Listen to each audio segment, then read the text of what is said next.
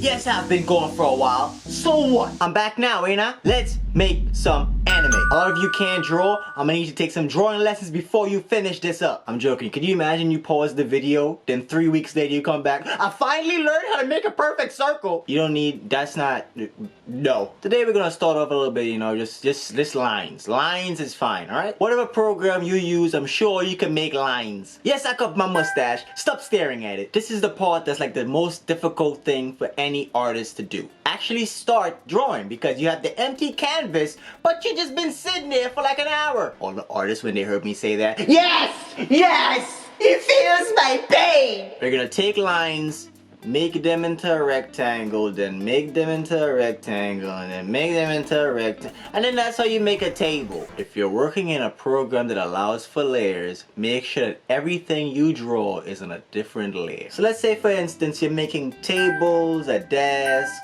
maybe a back wall, such and such and such. Everything that you make, the solid item, should be on a separate layer. Did you make the table? Or they just watch this video and decide, I'm not actually gonna be making an anime, but I just wanna see how you would do it. If that's the case and you just wanna see how I do it, then that's fine, you know? You can still watch the video. There's no obligation to actually make an anime after watching how I would do it. Ready to move on?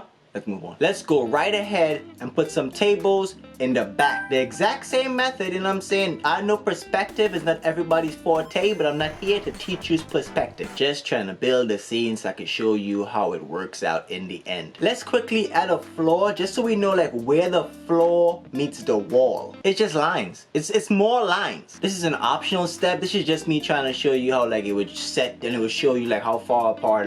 Well, shadows. You could add shadows to your scene. Yes, the shadows should be on a separate layer to all the other separate layers. The wall is kind of boring how it's just like, you know, straight across. So let's add like some more wall like coming up a little bit. That seems more realistic. Let's go with that. The reason we have the layers separate is because you want to be able to place different layers in between these layers so that you could have a foreground and a background. I know I just physically showed you, but foreground is what's up here.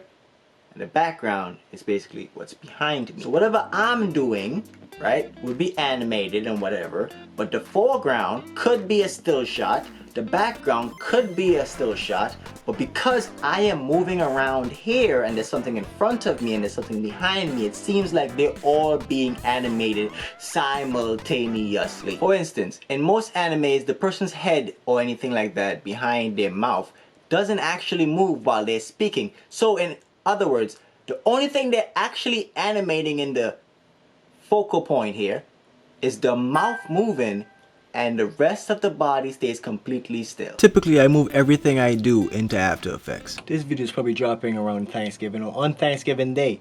So I would just say that I'm thankful for you, the viewer, who watches me and gives me that attention that I crave oh so much. I kept most of the layers separate so that I can make any change I want to later, even parenting them to something else. You know what I'm saying? I'm just messing, but yeah, I'm thankful that you guys are here supporting me. Thank you. You can even set the mood or change the mood in After Effects using the different photo filter. I'm washing the sheet and you know, covers for the pillows and whatnot.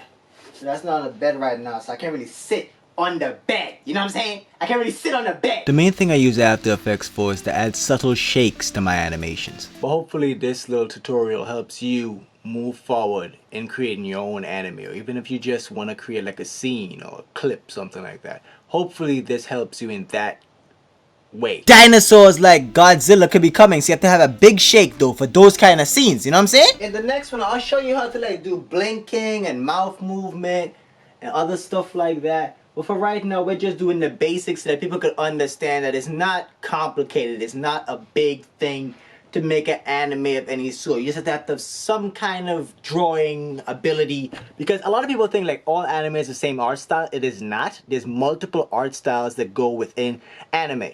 It's just which one suits your medium. So to those who are new and watching this, you can subscribe for more anime talking and us actually creating anime. And for those wondering, hey, so you washed your clothes, right? And you washed your little sheet or whatever. You washed your pillowcases or whatever, right? So then just put them back on there. You washed them already? Well, I don't have a dryer, okay? I don't have a dryer. I don't have a dryer. I can't dry it. It's hung up somewhere, hanging up right now, drying out, so I can put it on there. I can't even sleep because it's not on there yet. Hey, it's me, Mr. Not That Famous. Thanks for watching.